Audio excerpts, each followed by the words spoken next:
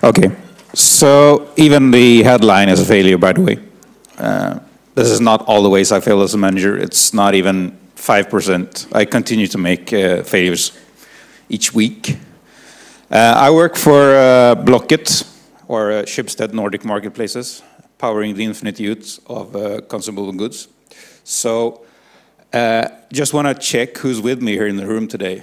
Are there any developers here in the room today? Cool.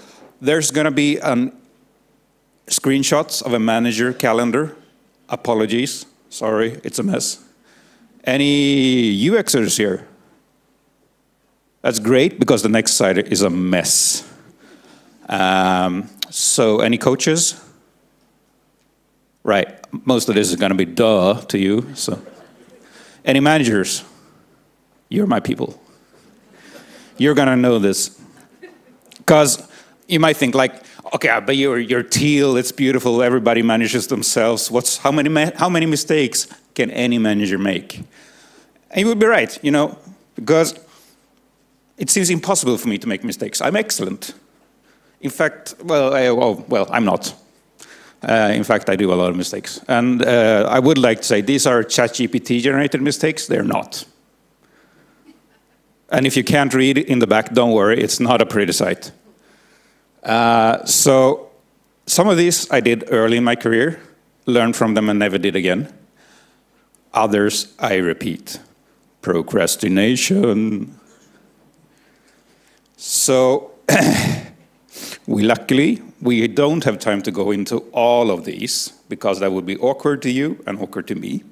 But they are all real. So if there's something you want to talk about, I'm here, you can talk to me. I'm happy to share, actually.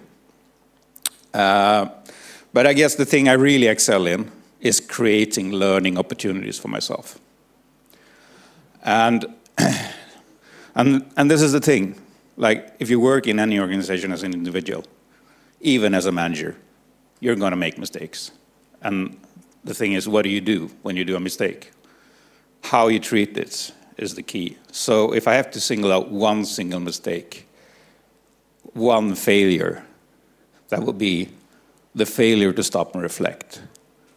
How can you learn unless you actually stop and reflect?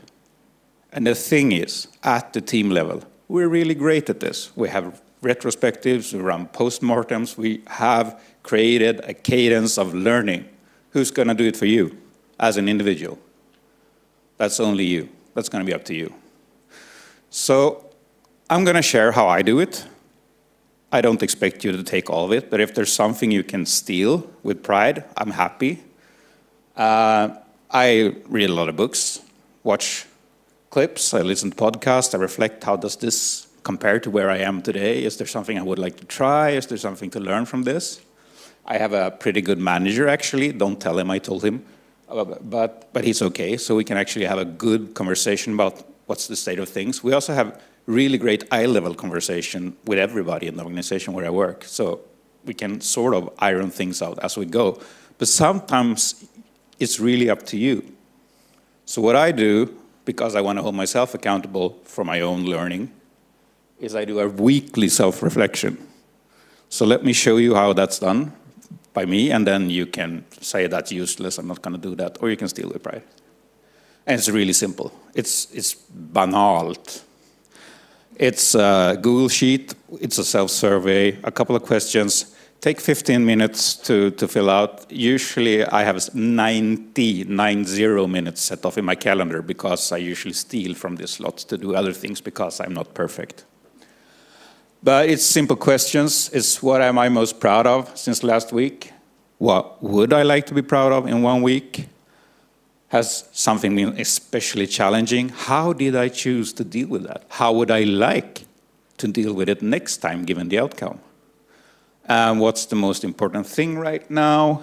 And how am I progressing on my personal goals? And what I learned from this is I realized, shit, I actually made a situation worse by saying this or that, or I actually helped improving it, and I want to do it again the next time. That's great. Then I get to feel a bit proud as well. That's nice. And sometimes I realize, okay, I have to clean this thing out of my calendar for the coming 2 weeks because I have to focus on something else. Or I write some forward notes to self because I really don't want to slack other people out of the blue because I have made a self-reflection. That's going to come out completely out of context in their flows. So I write a note to myself, I save it for the next one-on-one or the next time I meet the individual, and we talk about it then. But sometimes I just hit my head into the wall, which is a sign I need to sort of stop and reflect together with somebody. So let me tell you about the time when I did that. This was extremely early in my career. It was my first formal manager gig, and my calendar was mayhem. There was constant firefighting around the clock, and I just had to find more time. And I had 18 directs at the time, so I was like, okay, I'm just going to skip the one-on-ones and just have group meetings. Then I'll save 18 meetings. Brilliant, right? That didn't work.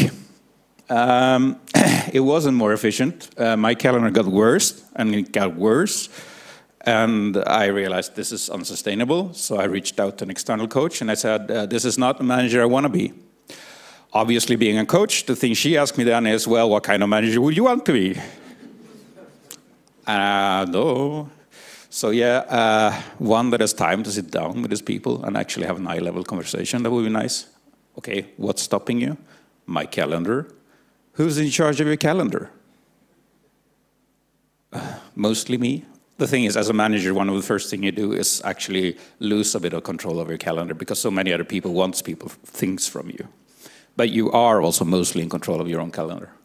So I took time to carve out time for one-on-ones with everyone. And over time, this was not easy, but over time, magically my calendar seemed to clear. And to this day, I have no idea on the exact correlation. But I would like to think that to have a safe space to sit down with your manager, ask some tough questions, request clarifications, or just say, I think this sucks. And it's like, yeah, what are we going to do about it? But hey, and then we agree somewhere that, okay, we might not like it, but that's what the company have decided. And now at least we agree why we think the company has decided to do so. So let's, do it. Over time, I got fewer and fewer firefighting meetings in my calendar. And today, it's the opposite, I would say. I don't have time not to have one-on-ones. And I never hold group meetings anymore because I don't see the value of them. I attend team ceremonies, that's something different. And I prioritize dialogue over monologue. That seems, where's the coaches? Duh. But I also prioritize relations over efficiency. And yeah, you developers, this is still a horrible calendar, I know. But for a manager calendar, it's actually not that bad. And the yellow slots are actually me time. That's me offering coaching to anybody in our organization because I have the time to do so. So, and I have taken Friday off here to actually become a better version of myself, which was unthinkable a couple of years ago. So it's much improved. So, with all this said, what are my takeaways? Well, I would say it's up to you to take time and space to actually stop and reflect on your own about you and how you want to grow and how you want to learn from the things you've done. And you may choose whatever format feels meaningful to you. You can choose whatever I showed here or something else. That's not important. Important is that actually you take time to stop and reflect. And whenever you run your head into your wall, and you are going to do that eventually, take time, ask for help. That's really, really important, and you might actually learn a lot about yourself and other things. So, with all that said, that's all I had to share with you today. Thank you so much.